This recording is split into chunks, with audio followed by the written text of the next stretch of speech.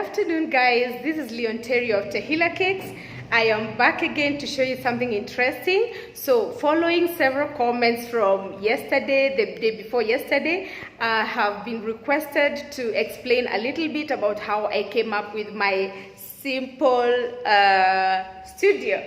So I actually want to take a few minutes just to explain a few tips and also just a few learning points for me also. And I hope it's going to be useful information for you to implement. All right, so let's go ahead. I'm going to turn the camera. So I'm going ahead to show you the simple studio that I created yesterday, actually the day before yesterday.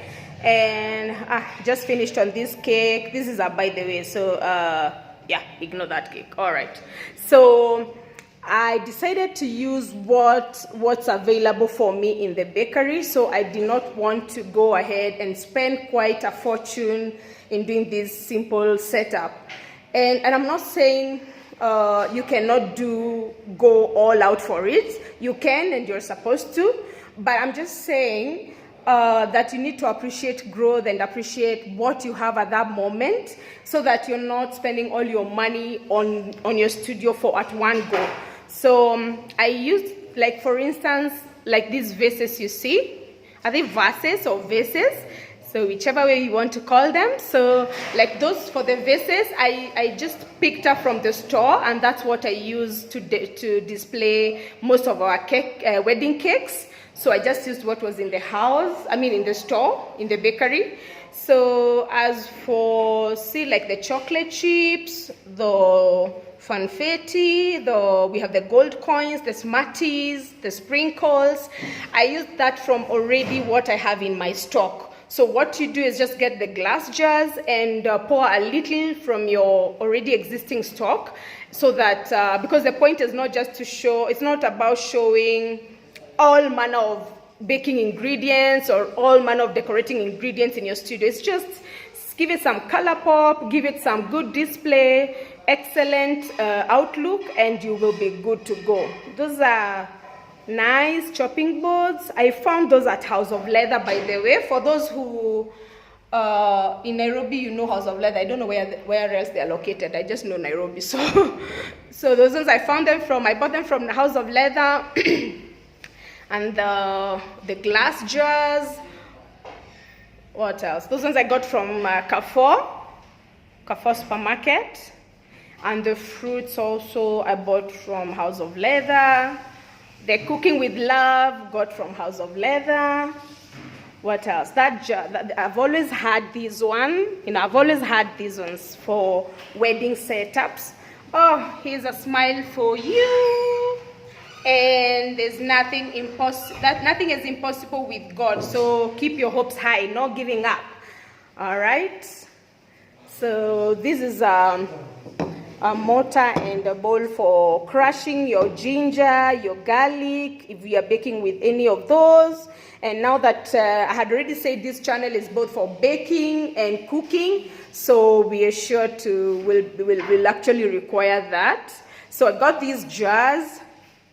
You can find them from Carrefour too. You can also find them from actually House of Leather. You can actually find them from House of Leather. Okay. What else? Those are the rolling pins that I already had in existence. I got these from House of Leather. I thought it was gisty to put your eggs in, just in preparation for your shoot or whatever else you want to display. I thought that was gisty and I took it. All right. Yeah. What else? I bought these from House of Leather. You can get them from House of Leather. These beautiful containers. Yeah.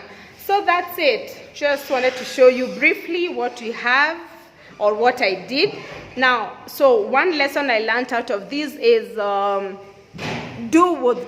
with what you have. If you have some remaining stock on the decorating items you have, work with that. Even if they are few or in less quantity, it's okay. It's not about filling the jars, okay? It's not about the filling of the jars. It's just the impression of it. So you can use that. Then now get classy jars. I was thinking if I was thinking to tell you that if you go for plastic jars, they are not the best. And I know these ones are plastic, by the way. These ones are plastic. But the bad thing, the disadvantage of such is if you're not careful when you're washing them, when you're cleaning them, and then you scrub with the super bright, say with the super bright, the rough side. So if you scratch with that side, if you wash with that side, you scrub it, it tends to leave lines or scratches that could actually store up dirt or dust or something. It doesn't look beautiful at the end of the day. So if you can, try and work with glass jars. They look excellent, they look beautiful, they are easy to clean, and they don't stain. You know, if you clean properly, they don't stain, they're good. What else did I... Yeah, learned a lot. So I am going to improve on this studio. I'm going to improve it with time. But for now, yeah, this is it. Okay, this is. I hope you love it. Okay, there you go. All right, so remember to like our video. I hope this information has been useful for you. If it has, remember to like, subscribe, share this video with your friends. And remember to turn on the notification button so that every time I post a video, you're sure to get notified immediately. All right, thank you so much. See you in the next video.